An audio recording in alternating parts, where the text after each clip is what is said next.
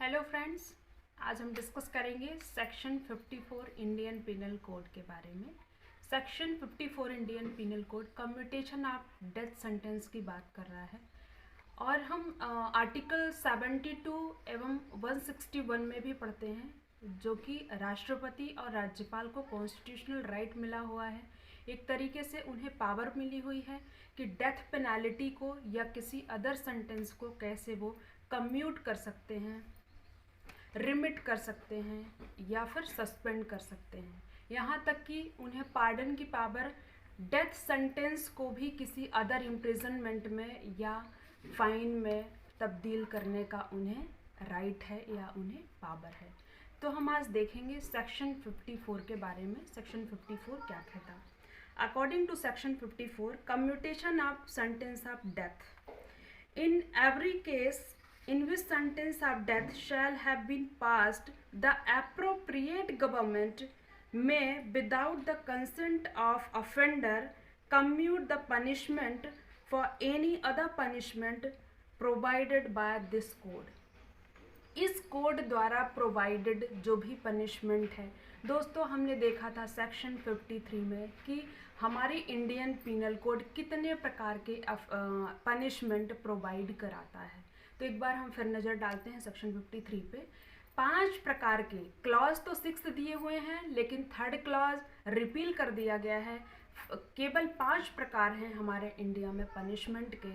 जो पहला है डेथ पेनाल्टी, दूसरा है लाइफ इम्प्रिजनमेंट, तीसरा रिपील है, चौथा है एनी टाइप पनिशमेंट, चाहे वह रिगरस सश्रम हो सकता है या फिर सिंपल हो सकता है, फॉरफीचर ऑफ प्रॉपर्टी हो गई चौथा, और पांचवा है फाइन। ये 5 प्रकार के सेंटेंसेस दिए जाते हैं, दंडादेश दिए जाते हैं। तो हमने इसमें देखा फर्स्ट है डेथ पेनाल्टी। डेथ पेनाल्टी दोस्तों आपको हालांकि पता होगा कि बहुत ही रेयरेस्ट एंड रेयर केसेस में हमारे इंडिया में एक्सेप्टेबल है, एक्सेप्ट किया गया है। इसमें बहुत सारे डिस्प्यूट भी हुए हैं। Time to time supreme court की गाइडलाइन भी आई है कि कितना ज़रूरी है डेथ पेनाल्टी अपने इंडिया में। तो एक कहा गया है कि जो डेथ पेनाल्टी है वो एक एक्सेप्शन है और लाइफ इम्प्रिजनमेंट एक रेगुलर सेंटेंस है, रेगुलर दंडादेश है। सेक्शन 54 जो बोलता है कि punishment provided by this code, वो हमने सेक्शन 53 में जो भी प्रोवाइडेड है पनिशमेंट वो हमने देख लिया है। अब दोस्तों हम देखेंगे कि एप्रोप्रिएट गवर्नमेंट किसे कहेंगे हम। एप्रोप्रिएट गवर्नमेंट क्या है?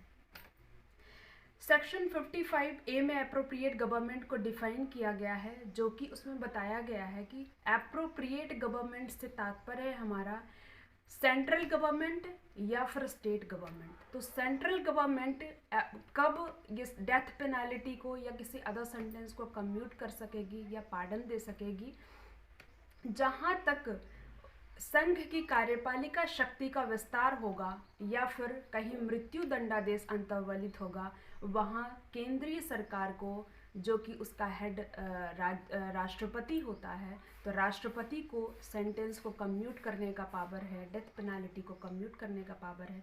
वहीं अगर स्टेट राज्यपाल की हम बात करते हैं, स्टेट गवर्नमेंट की बात करते हैं, तो जहाँ तक स्टेट की कार्यपालिका जो है उसको जिस विषय तक लॉ मेकिंग पावर है, जहाँ तक राज्य क्षेत्र, राज्यपाल का राज्य क्षेत्र जिस स्टेट में जहाँ तक एक्सटेंशन है उसका विस्तार है, वहाँ तक उस राज्यपाल को वहाँ अगर कोई क्राइम होता है उसके अंडर उस स्टेट में उसको पनिशमेंट दिया जाता है, तो वहाँ कम्यूटेशन की पावर राज्यपाल को प्राप्त है।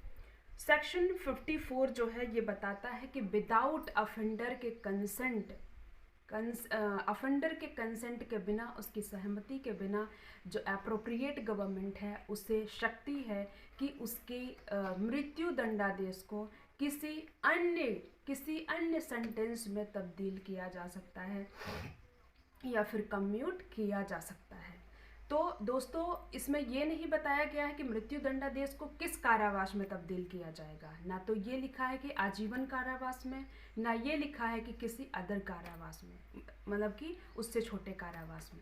यहाँ पे लिखा है किसी अन्य कारावास में तब्दील किया जा सकता है। इसका मतलब ये है कि राष्ट्रपति को समुचित तथ्य परिस्थितियों का ध्यान रखते हुए उसे फाइन में भी कम्यूट किया जा सकता है।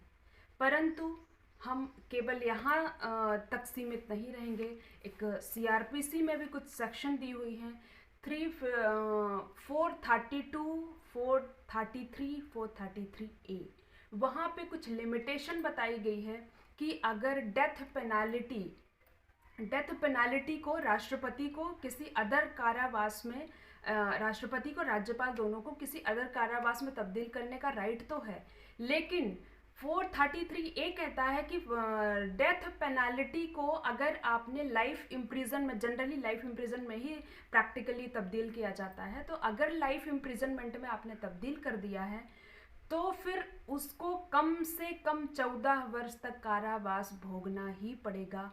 उससे कम में आप उसे रिहा नहीं कर सकते हैं। ये एक तरीके से रिस्ट्रिक्शन लगाया गया है CRPC की सेक्शन 433A के द्वारा। दोस्तों कुछ हम केस देखेंगे इसमें, जो कि time to time supreme court ने डिसाइड किए हैं। क्या मृत्यु दंड को लाइफ इम्प्रिजनमेंट में तब्दील किया जा सकता है? यदि हाँ तो कब? एक केस है दोस्तों, TV बथीश्वरम केस है। TV बथीश्वरम केस है 1983 का। इस केस में मृत्यु दंडादेश प्राप्त व्यक्ति को 8 साल तक मृत्यु दंडादेश के एग्जीक्यूशन ना करके लटकाया गया। उस केस का एग्जीक्यूशन सुप्रीम कोर्ट के डिसीजन के बाद भी 8 साल तक नहीं हो पाया। राष्ट्रपति के बाद दोस्तों मैं आपको बताना चाहूँगी कि जो ये जुडिशियल प्रोसेस है हमारी, उसके कंप्लीट होने के बाद ही एग्जीक्यूटिव पावर स्टार्ट होती है। एग्जीक्यूटिव जो एक्ट है वो स्टार्ट होता है। जैसे जुडिशियल प्रोसीडिंग सुप्रीम कोर्ट द्वारा कंप्लीट कर दी जाती है, तो जो अपराधी है उसको एक ऑप्शन है कि तुम अपना डिफेंस एक राष्ट्रपति के पास रख सकते हो। एक पार्डन, क्षमादान की शक्ति राष्ट्रपति को है, तो वहाँ आप क्षमादान के लिए एप्लीकेशन दे सकते हो कि अगर कोई गुंजाइश हो तो आप मेरे मृत्यु दंड को लाइफ इम्प्रिजनमेंट में या फिर किसी अदर कारावास में तब्दील कर सकते हैं। तो राष्ट्रपति का डिस्क्रेशन है एक तरीके से। हालांकि डिस्क्रेशन इतना काम नहीं करता है। डिस्क्रेशन तथ्य परिस्थितियों का ध्यान रखते हुए, अपराध और अपराधी दोनों की परिस्थितियों का ध्यान रखते हुए, और समाज में उस अगर उसको छोड़ दिया जाए तो वो किस तरीके से रह सकेगा और समाज उसे माफ़ कर पाएगा या नहीं कर पाएगा, समाज में कहीं कोई विसंगति, कोई कुरीति तो नहीं फैल जाएगी, इन सब का ख्याल रखते हुए उसको किसी अदर कारावास में तब्दील किया जाता है। तो जो TV वथीश्वरम का केस है उसमें 8 साल तक एक व्यक्ति को के केस को सुप्रीम कोर्ट के डिसीजन के बाद मृत्यु दंडादेश का एग्जीक्यूशन लटकाया गया।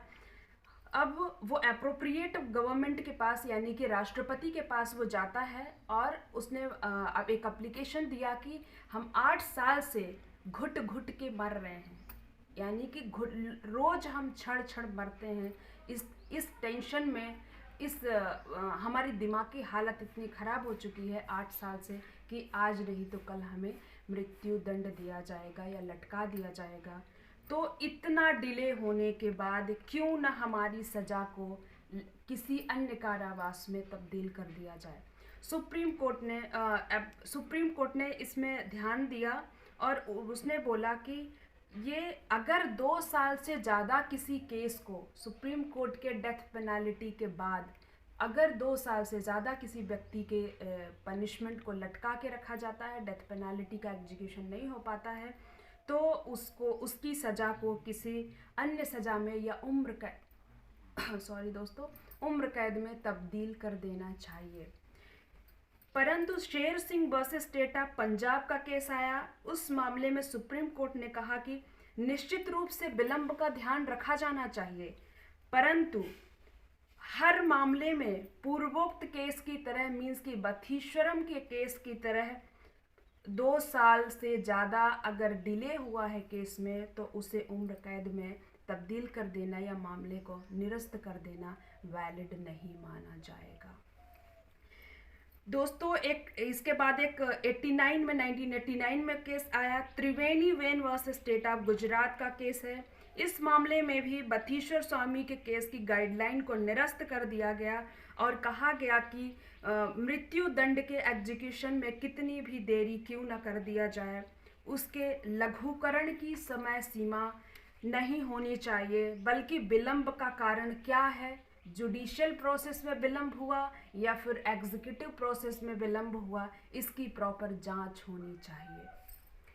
एक नेक्स्ट केस है दोस्तों, Devinder Singh Bhullar versus state of NCT Delhi 2013 का केस है।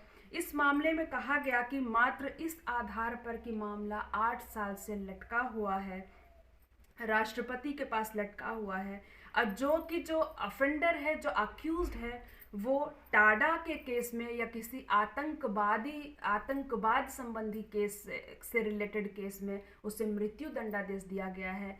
इन केसेस में डिले के आधार पे फांसी की सज़ा को निरस्त नहीं किया जाना चाहिए और न ही फांसी की सज़ा को लाइफ इम्प्रिजनमेंट में तब्दील किया जाना चाहिए। ओके दोस्तों, आज के वीडियो में इतना ही। नेक्स्ट वीडियो जो हम सेक्शन 55 देखेंगे उसमें हम आपको और विस्तार से समझाएंगे। अगर आपको सेक्शन 54 में कोई आपत्ति है तो आप कमेंट बॉक्स में हमें ज़रूर बताएं। ओके दोस्तों, अगर मेरा वीडियो आपको पसंद आता है तो लाइक, शेयर एंड सब्सक्राइब करना ना भूलें।